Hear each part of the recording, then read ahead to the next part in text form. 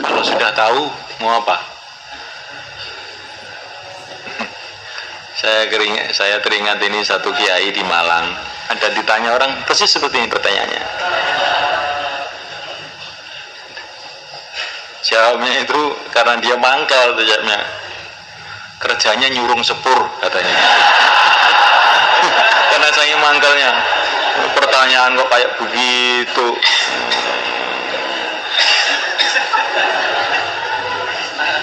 Jadi saking jengkelnya itu nyurung sepur jadi ini. Jadi kalau saya nggak jengkel, biasa aja. Karena ini kamu pernah baca surat itu wa ma adraka qadar tanazzalul malaikatu waruh. Pernah dengar itu surat itu? Nah, ruh itu malaikat Jibril. Di antara kerjanya itu ya Lailatul Qadar itu turun. Kamu baca di dalam Fadilah Ramadan. Di antaranya lagi dalam Al-Hawil Fatawi itu kalau orang itu mati dalam keadaan suci, itu nanti waktu matinya itu dijemput oleh malaikat Jibril. Dalam riwayat yang lain di padang mahsyar nanti yang memanggil orang-orang nama-namanya itu yang manggil malaikat Jibril, fulan ibnu fulan, itu malaikat Jibril yang manggil.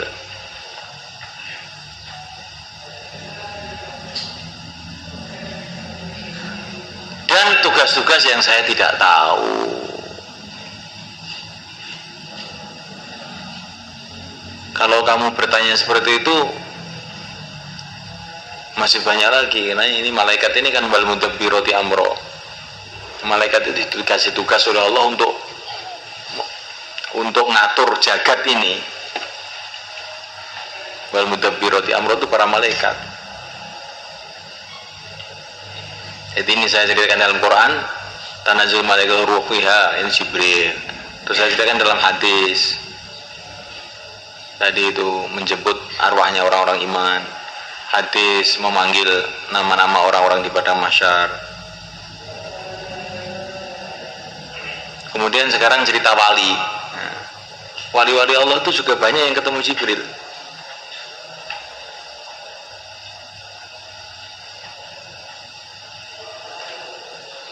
Jadi kalau dia ini datang para nabi membawa wahyu, maka datang kepada orang-orang setelah nabi itu ya menurutnya Allah tugaskan membawa bisian-bisian ilmu. Wallahu alam, yang ketiga ini cuman pengalaman para orang-orang soleh.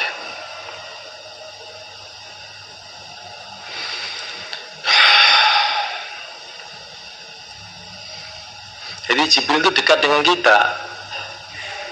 Nah, itu kalau malam Lailatul Qadar, kalau orang itu dipegang sama Jibril, maka dia akan berubah sehingga hatinya tambah takut pada Allah.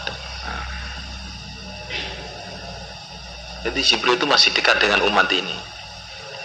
Terus, ya menurut derajatnya masing-masing. Jibrilu ma'a Hasan mana fakha an rasulihi, mana faha an rasulihi. Jibril akan selalu bersama Hasan, penyairnya Rasulullah, selagi dia membela nabinya. Jadi kalau pikir kita membela Rasulullah, nanti tujuannya orang salafi bentuk apa aja, pertanyaan ada aja jawabannya. Jibril datang ngajari kamu, siapa yang begini gitu. Saya ini kan bukan nabi kok, Jibril datang lah. Hasan juga bukan nabi. Asalkan kamu jangan ngerokok, jangan bawa HP, jangan maksiat, insya Allah bisa aja. Tapi kalau Jibril itu menemui selain Nabi, itu tidak kelihatan biasanya itu. Tapi dia itu membisikkan kebaikan-kebaikan dalam hatinya itu, sehingga ilmunya itu tambah terus.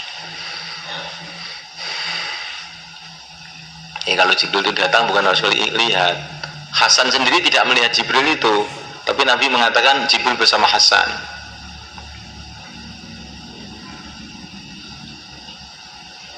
Menurut pengalaman para aulia, malaikat tuh kalau berjumpa dengan dalam bentuknya yang asli, itu manusia itu bisa melihat tapi nggak bisa komunikasi.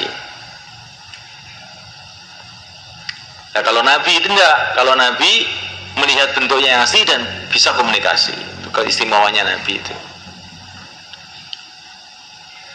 Tapi kalau selain Nabi itu biasanya kalau malaikat itu mau memberikan apa-apa tanpa dilihat atau dilihat dalam bentuk manusia, sehingga dia tidak tahu.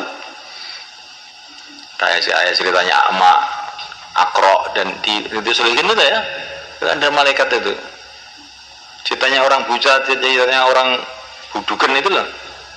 Dengar tuh kamu saya baca lah.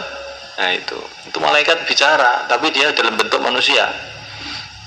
Kalau dalam bentuknya asli itu hanya para nabi yang bisa komunikasi itu berat itu.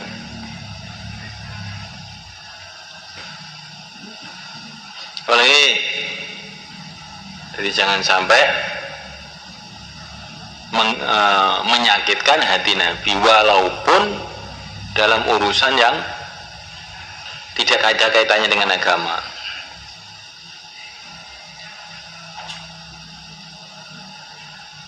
Sampai para sahabat itu Nabi itu ngajari para sahabat ya. Madinah itu kan asal mulanya namanya kan Yasrib. Yasrib itu maknanya kan celaka. Maka Nabi mengatakan ini bukan Yasrib, Madinah atau Thaibah. Madinah atau Thaibah. Para ulama itu mereka menganggap sangat tidak beradab kalau orang mengatakan wah Madinah itu udaranya nggak enak, nggak nyaman. Itu sudah tidak dianggap tidak beradab. Atau tanahnya kurang subur Madinah itu ternyata wah itu sudah sangat jelek bagi orang beriman. Maka Maulana Jami itu penyair Persi yang dinukil syair-syairnya oleh Maulana Zakaria dalam Fadilah Darud, Fadilah Sholawat. Maka dalam syairnya itu beliau mengatakan janganlah engkau hardik anjing ini karena ini anjing Madinah, katanya. Itu Maulana Jami itu datang ke Mekah menulis syair-syair mau dibaca di depan makom Nabi ke Madinah. Maka gubernur Mekah itu mimpi jumpa Rasulullah. Itu Maulana Jami kamu masukkan penjara. Gak ada apa, karena dia ini mau membaca syair-syair yang indah sekali di depan kuburan saya. Nanti kalau dia baca, saya tidak tahan, saya akan keluar nanti. Maka akan jadi fitnah. Maka Maulana Jami gak ada salah apa-apa, dipanggil sama gubernur Mekah di penjara. Menurut saya ini salah apa? Sudah rahasia, pokoknya kamu harus masuk penjara. Tapi hal yang demikian ini pernah terjadi kepada Syekh Ahmad Ar-Rifai. Syekh Ahmad Ar-Rifai itu seorang waliullah di Mesir sana yang ada tarekat Rifaiyah, dan ini mutawatir dalam riwayat-riwayat itu karena disaksikan banyak orang satu masjid itu.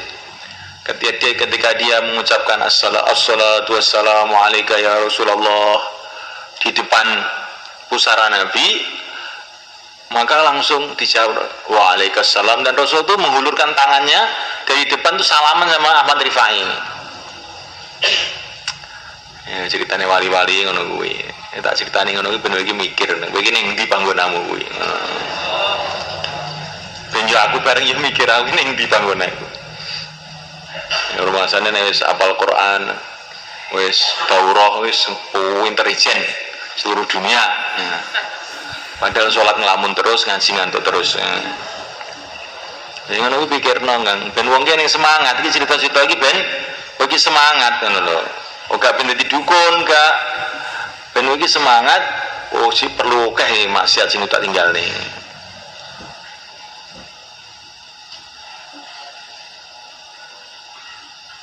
Orang tidak ingat sama Allah itu sudah satu maksiat. Ya.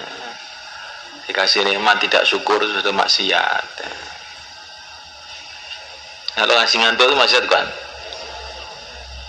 Oh, bagi orang yang cinta sama Rasulullah, yo itu maksiat. Wong ini hadis Nabi dibaca, kok terus tidak diperhatikan, gawat ya.